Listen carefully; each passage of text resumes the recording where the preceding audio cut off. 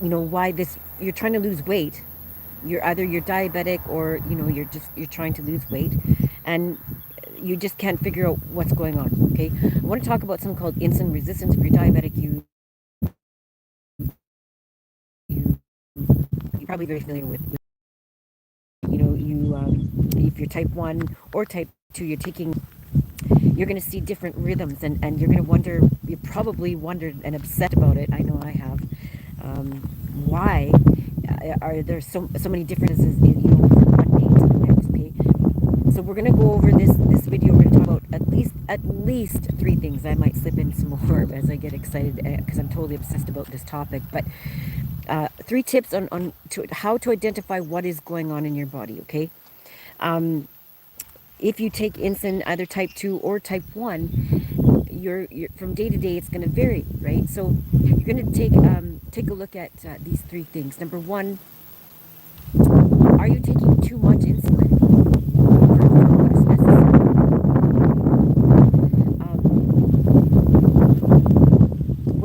When you're giving yourself insulin, you're going to want to know, what did I do yesterday, right? What did I do 2 hours ago, 3 hours ago? What was I thinking 3 hours ago? What was I thinking 5 minutes ago? This really matters, right? It matters in your food choices, and in how you make your food choices. What did I think about 5 minutes ago? Oh, I was thinking about my ex. Oh, okay. So when I was thinking about my ex, or that argument with my partner, what was the next thing that I did? Oh, I grabbed a beer. Or, oh, I grabbed a chocolate bar, or I grabbed nuts. Okay, so now we've identified the behavior, and the thought pattern, which drove what, right? So what did that thought pattern drive you to do next? Oh, I thought about my ex, and I thought about that argument I had with my wife, and then I went to the garage, and I went to the fridge, and I drank a beer, and then I look down at my pot belly, and then I wonder, what, why is my belly growing? Oh, every time I have this thought, I do this thing. Okay, so identify the thought, number one. If you don't identify the thought that is driving the behavior, you'll never be able to change it. Okay, and if you're thinking, well, I was thinking a happy thought. Oh, okay. So every time I think a happy thought, I do this. Whatever it is, right? Sometimes we're not going to be able to identify that readily, okay? You're going to think about, when was the first time, when was the last time? These are questions that are very important. When was the first time this happened? Oh, that was last week. No, it wasn't. It wasn't last week, sweetie. When was the first time? Was it last month? No, no, it wasn't last month. No, because when you were 3 years old, you probably didn't grab a beer, right? But what did you do, right? So what happened when you were three? This is how far it goes back, right? So what, even, what happened when you were in the womb. This is how far we can go to look at different behavior patterns and how they've affected your life, right? When was the first time? When was the last time? These are two very important things that you're going to consider. When was the first time? When was the last time? When was the first time I reached for the chocolate bar? What's memories that's coming to me right now? I must have been about 3 years old, okay, and I was having, maybe it was a lucid dream, something, but I remember this. I was a child, maybe 3 years old, and the chocolate bar. When I think about a chocolate bar, the first time I remember seeing a chocolate bar was in my dream. I was lying in bed, and there was like a cartoon cloud of all these chocolate bars in my head, right? And I remember being woken up because I literally put my hand up in the air to grab one of those chocolate bars that I was dreaming about. And then I woke up when my hand hit the bed, right? So these are very, very important clues to think about when you're having a craving. Okay, why am I having this craving? When was the first time? When was the last time? Identify the behavior, make it conscious. You cannot change any, can you change any behavior that is not conscious? Like, think of it as your mom, your dad, you're looking at your child who's freaking out, they're crying. Are they conscious? Right? Are they going, how are they going to be able to make And how quickly are they going to make a conscious choice when they're crying, right? Are they conscious, right? Double arrow attention. Okay, so here's a very good tip, right? As you're watching your child, or as you're watching somebody in front of you having an emotion, right? Some kind of behavior. Are you able? How willing and able are you to split your attention? Split the attention between you and that person that you're observing, including yourself first. Okay, you know, in any emergency situation, who are we going to save first in order for us to be able to help somebody else, right? Whose life jacket are you going to put on first, right? So here's a real good way to put on your life jacket. First is to split your attention. This is called double arrow attention. I teach this in Transcendental Rebirthing. If you're going to have a session with me, I would teach you to put on your double arrow attention, which means you put your attention on yourself first before you can attend to anybody else, any kind of situation around you, a 911 situation, right? Your child's freaking out. You cannot freak out, right? In order for you to be the adult and remain adulting, we're going to put ourselves into pilot mode. You are the pilot. So placing your attention on yourself, 3, 2, 1. Now, focus on your breath. Okay? So as you breathe in, I want you to breathe in like you're pregnant. Feel it, the bottom of your belly button goes out.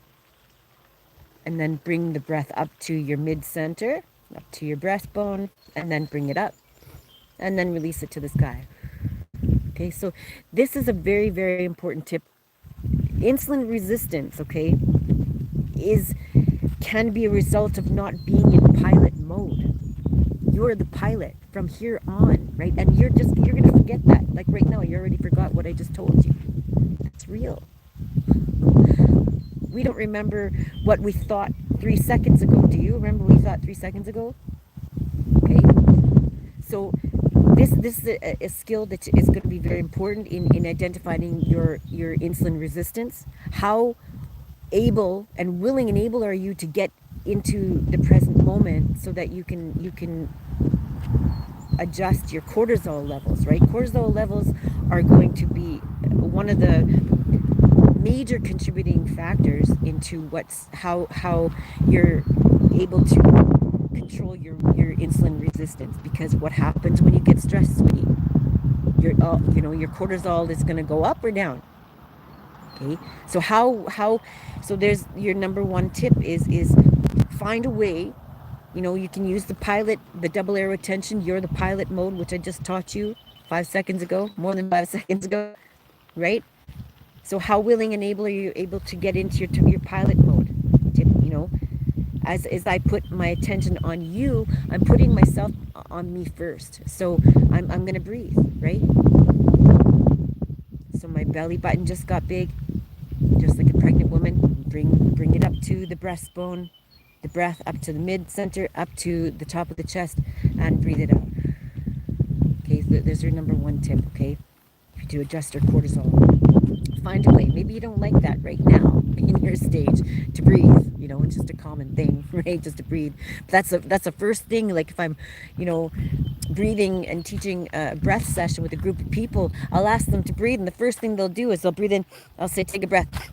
It's like their shoulders are attached to their breath, so their shoulders will go up, right? So I'll see, and you will be able to see this too when your child or your husband, your wife, your cousin, your auntie, your brother, your sister, your cousin, your grandma, your grandpa, is to when you ask them to breathe, what are they going to do? Okay, are they going to their shoulders up, or are they going to be relaxed into their body? Okay, so adjusting your cortisol levels is number one. Identify the stressors, right? Okay, any stressors. So if you see me, I was on Dr. Kilt's show a couple months ago, and I thought he asked me, well, what do you think causes diabetes? And the first thing that comes to me is stress, right? And I said stress, because stress, can come in many forms, including food, right? So anything, okay? I want you to write a list, okay? You can start right now. Well, what is causing me stress? Okay, I ate that candy bar 5 minutes ago because I thought about my ex-boyfriend. I wanted to drink a beer, but I decided to have a, thank goodness I had a chocolate bar. Discuss your poison, pick your poison. Um, it's all poisonous, right? Even thoughts are poisonous to your body. So understand and write down what your poison is. Oh, my habitual poison is I think about the past, and I can't stop thinking about the past. Okay, so we cannot change. In order for us to change anything, any behavior pattern, we got to be able to make it conscious. So when we're writing it down or speaking about it to our friends, we're utilizing different aspects to make it conscious, right? So when we speak about it, do we make it conscious? When we write about it, do we make it conscious?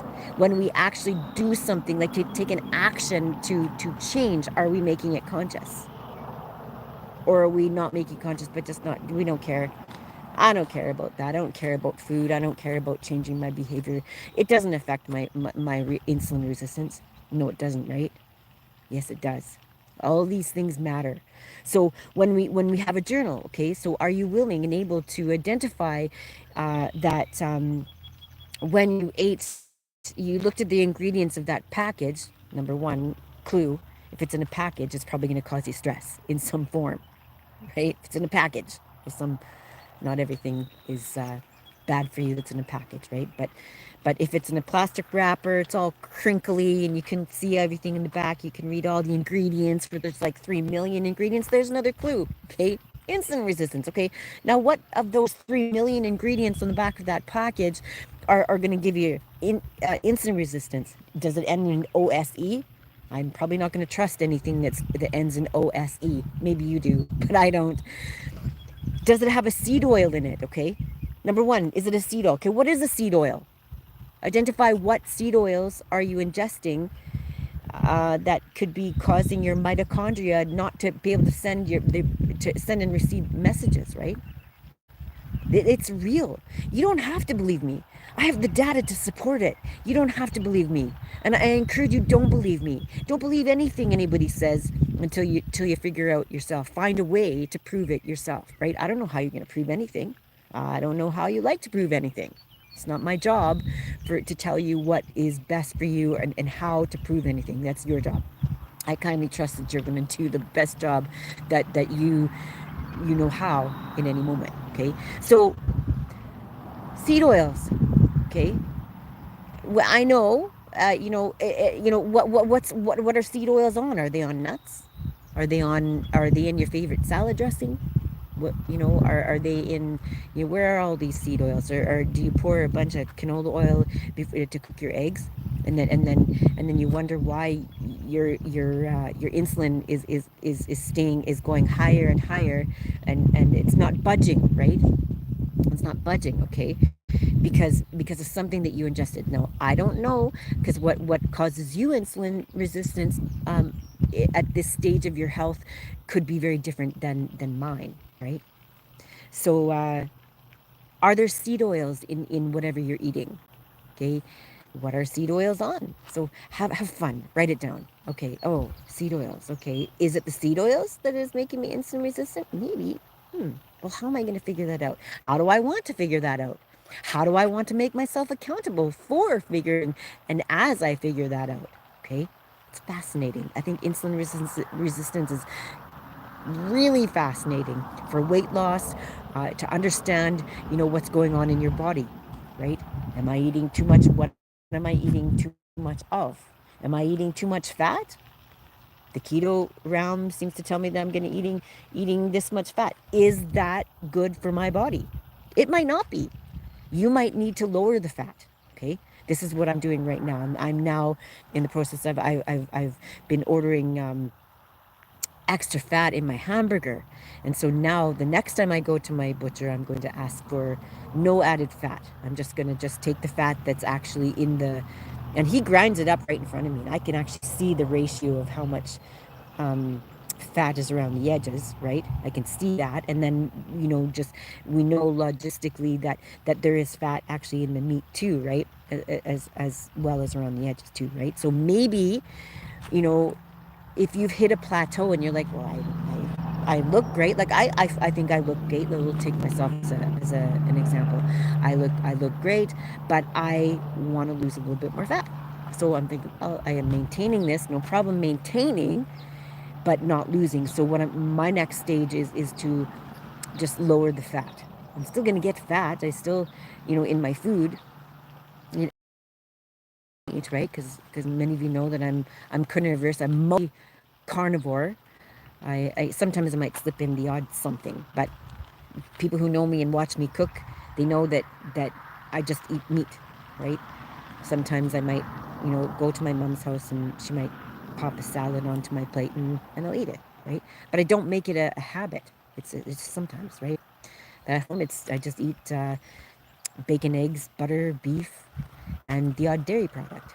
When I notice I'm slipping on a little bit more pounds or not, it's not budging, then I'll just take the dairy out, because if I know dairy is my candy, right? And I know that's where I will indulge in and I'll eat too much of, right? So I just take that out, right? So identify what it is causing you insulin resistance. Is it the seed oils? I can pretty much 100% guarantee you that the seed oils are causing you to your insulin just to go high, or to not to come down, right? Because it takes a few days. Like, how many days? It takes a couple of years apparently to get, you can do your research on it. You can look up Paul Saladino. You can look up Dr. Boz, Dr. Berry, Dr. Ken Berry. You can look at Kerry Mann and all of his at Homestead How. You can look out all the wonderful interviews that he's done on seed oils and his passion about seed oils. But you don't need to believe anybody, these people, right? But in order for us to make us a well-rounded, make a more educated decision based on your morals and what you believe or not believe, then I believe it's important just to listen to many opinions, right? Or many people's research, right? And then you can make your decision. I'm not here to tell you what to do. I don't care what you do, because I know you're going to do what you're going to do regardless, right? But I'm just here just to help out in the best way that I can. So, insulin resistance. Okay, so we've talked about stress, cortisol, right? Identifying what is causing you stress in your life. Is it the food? Is it the people? Is it that thought that you had? That situation that happened when you were 3? Unfortunate. I'm sorry that happened to you, but these unfortunate things that happened to you when you were a child, or last week, or 5 minutes ago, if that instant has not been healed or transformed or made conscious, then that's going to keep that's going to keep coming up and showing up in your behavior somehow, and affecting your weight or your insulin resistance. Okay, so the last thing, I'm gonna wrap this up soon, is anything in powder form. Okay, if you have insulin resistance, okay, like, this is fascinating. As some of you might know from my previous videos, that I've been experimenting with creatine. Okay, so I took the recommended dose. I've taken the 5 grams. I've taken the 20 grams. Okay,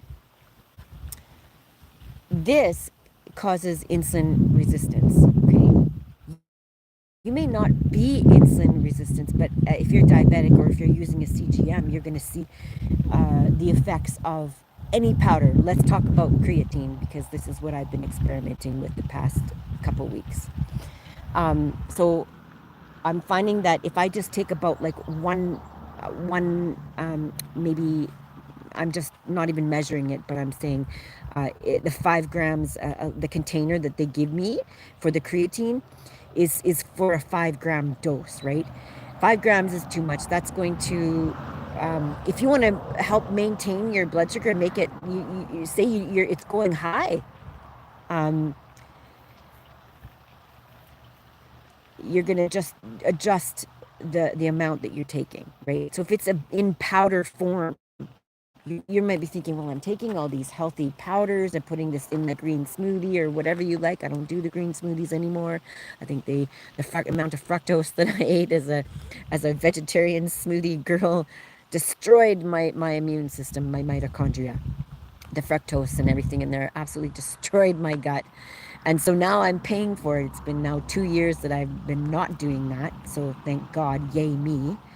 And we can even do some experiments with the smoothies later, right? I can show you, and I can show you the data. It's really fascinating. And then I'm gonna have to repair myself after that, decimating my immune system from doing that. But so anything in powder form, okay.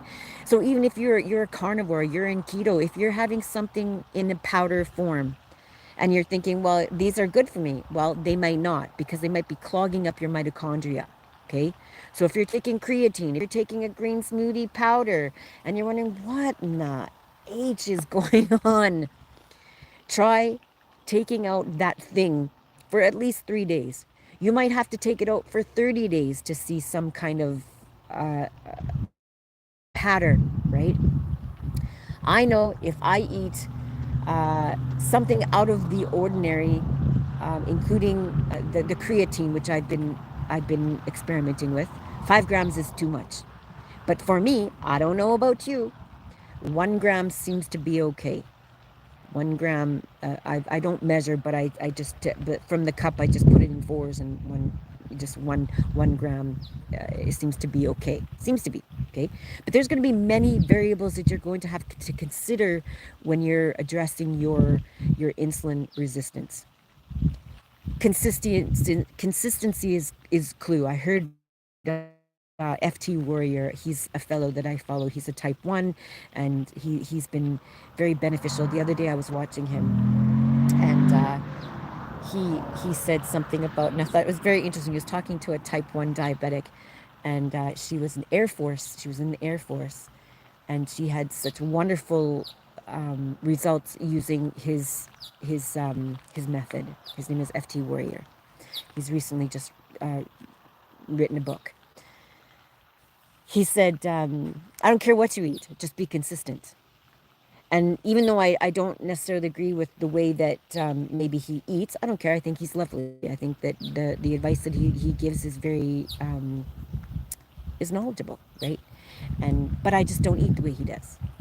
And I don't really recommend that. I would say the same. Eat what you want to eat. I'm not here to tell you what to eat. I'm here to tell you to keep doing what you're doing, but keep consistent, right?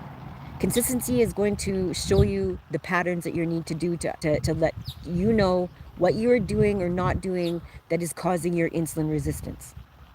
Okay, so number one, we talked about in the beginning of the video. If you haven't seen it, then you're gonna have to rewind this and to actually get the full meal deal.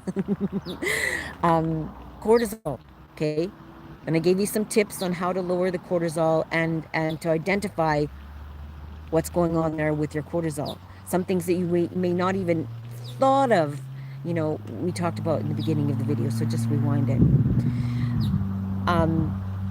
So what else do we talked about the creatine, we talked cortisol, creatine, and so anything in a powder. If it's in a powdered form and your mitochondria is foobarred, right? If you know the long version of that, foobar. Anything in powder form. If you're taking the creatine is great for your brain. Okay, if you're on the carnivore diet, or if you're on any other kind of diet, you may not be getting enough of the amino acids like that creatine, that the creatine would give you, right? So like, share. Thank you so much for liking and sharing. I'm obsessed with insulin resistance, and my mission is to help you discover the why and how, right? I'm just a baby in this universe, only 2 years. July 24th would be my 2 year that I was officially diagnosed. I had diabetes before then, right? Passing out on my birthday a month before in June. These signs were coming to me. Wasting away started to happen about 6 months before. So I'm fairly sure, judging by the pictures, that I was rapidly wasting away. I'm like, wow, I seem to be kind of skinny these days. Wow, I don't know what I'm doing, but damn, I look good right now. And I thought there was no problem. Okay, but anyway, until there was a problem. But including almost dying 4 times within a year. It's been quite the journey, and it's not a victim story. I find it quite fascinating, and what happened on the journey, including severe mental health, um, ravaging on my mental health. And if you'd seen any of my crazy videos while I was going through that period, you probably remember quite well. Well, she seems quite disturbed, and I was mentally disturbed because that's what happens with diabetes. It is absolutely fucking terrifying at times, if you know what I mean. Type 2 or type 1. We're pretty much in the same boat, but we're not, right? We are, but we're not. Like my pancreas is in a needle. Maybe your part of your pancreas is in a needle as well. But some of you type 2s don't take insulin, right? The fascinating thing is, and I don't know if any of you type 2s know this, maybe you type 1s, maybe some of you type 1s don't know this. I was actually diagnosed as a type 2. So my hypothesis is that, correct me if I'm wrong, and I'm probably going to get a whole lot of backlash about this. I believe that even if you were type 1 and you came out of the womb as a type 1 or just shortly after, I believe it started off as type 2 in the womb and then it moved into type 1. It only makes sense to me. If you're a type 2 or type 1, you're born type 1, you're born that way. The only way I know this is because my body showed up as type 2, and within the same 6 months, I became a type 1. What does that prove? That it's possible. Okay, it's possible for a type 2, and maybe I'm just ignorant. Maybe you're like, I knew that. But I didn't. Anyway, I was diagnosed as type 2, and I decided, because I heard about all these things, people reversing their type 2 diabetes. I'm like, well, if I'm type 2, that means I'm creating insulin. Then why would I need to take your insulin? It just didn't make sense to me. Okay, so as my health, I decided not to take the insulin, and you'll see in my pictures, I've go through my shorts. Not literally, don't literally go through my shorts. But you can stay away from my shorts, man. No, but go through my shorts, you can see how small I had gotten, wasting away. And it was not in my brain. It wasn't because I wanted to be skinny. Some of you guys might look at that thing, oh my God, she must have an eating disorder. Maybe she thought she was fat. No, I didn't think I was fat. I was eating so much damn food trying to get fat. Okay, so don't misunderstand my skinniness as thinking that I had this eating disorder, even though I was labeled by the medical system as having an eating disorder, which I can totally understand. I was fucking 84 pounds. I am now 130. Cannot get past 130, 103, depending on what scale I step on, right? And so I'm almost like pretty much twice my size now. But and I can't budge, and I don't seem to be budging, getting smaller, and I haven't been 130 pounds for years. Anyway, getting this weight off, even though I think I look fantastic, but I just feel a little bit better, a little bit smaller, just a little more toned. Like, I don't care if I'm 133 pounds. I don't care, but I want it to be muscle, and that's the thing where I'm obsessed with this. Because I it's I'm soft and I am toned, but I know it can be better. I just want to be better, right? Is that bad? Is it bad to be better? Want to be better? Um, so anyway, so we've talked about. I'm going all over the place. So cortisol, the 3 tips to address your insulin resistance. Identify what is causing you the cortisol raise. Did it happen when you're 3 and you didn't transform that behavior because something really fucking awful happened to you when you were 3? Sorry, that sucks. Shitty things happened to me. Really fucking shitty things happened to me when I was a kid. I've had to work on transforming that for the rest of my fucking life. Anyway. And so I know logistically, because that's how the subconscious mind works, it doesn't matter how much you've transformed. That shitty thing happened when you were 1. That shitty thing, multiple shitty things happened when your parents divorced when you were 7. That really fucking sucked. So then after you're 7, you gained all this weight. But it's actually attached to that memory. Oh yeah, when I was 7, my parents divorced. My grandpa died. My mom died. My dad died. I was sexually assaulted when I was 7 years old. Oh, it happened when I was 7. It happened when I was 3. What behavior did you develop after that really fucking shitty event? Oh, I started eating crunchy chocolate bars. Oh, oh, I was taken away from my parents, from my mom. They had a divorce, and I went to my grandma's house. My grandma made me those donuts that I really fucking love. So you don't remember that every time you reach for that donut, it had nothing to do with the present moment. It had to do with that when your grandma was taking care of you when you were 7 because your parents were divorced. Because you developed that behavior because of that shitty thing that happened. Trauma matters. Trauma really fucking matters in this weight loss cortisol thing. But we cannot change these. How are you going to change these things if you can't make it conscious? So just because you've heard the words, oh yeah, fuck, when did I first started eating pizza, which is that thing that I always fucking eat when I'm depressed or shitty, something shitty happens at work. I get mad at my wife, my partner, I go do this thing. Oh, maybe that thing is, oh, every time me and my wife won't fucking talk to me. So I hit the gym. I fucking hit the gym. But every time I still have this pot belly. But I'm working out all the fucking time. I'm running. I'm doing my weights and shit. Guess what? Maybe that's the problem. Okay? Maybe your insulin resistance becoming because it's every time you have a fight with your wife, you're completely avoidant. You're not talking about it. You keep all your feelings inside because you don't want to talk about it, right? Because you want to be womanly or you want to be tough. You want to be manly or womanly and be tough and not talk about it. All of these things get caught up into your subconscious mind, and that takes energy. It takes energy to resist the shit that you're avoiding. Yeah, it takes lots of fucking energy. It takes lots of energy to hold that all inside. Oh yeah, I was, God forbid, raped when you were 7. That really fucking sucks. But if you're busy resisting the transformation that it takes to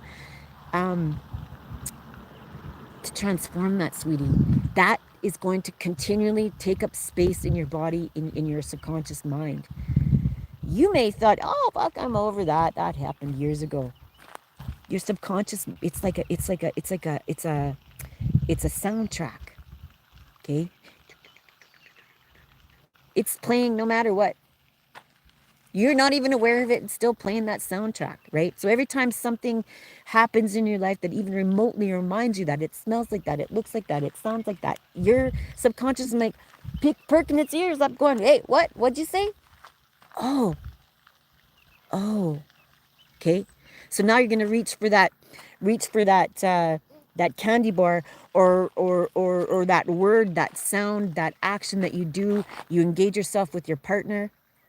It's just it's gonna now display in your actions, right? Maybe you're avoidant. Maybe you avoid, oh, every time I'm upset with my wife, I'm gonna go hit the gym. Whatever that is. You're like, oh, hitting the gym is good. Yeah, it is good. But maybe you're hitting it too hard. Or maybe the fact is maybe you need to sit down there and talk to your wife about it and get it out instead of going to the gym. Maybe that's the tweak that you need to do. I don't know. Figure it out with your wife instead of avoiding it.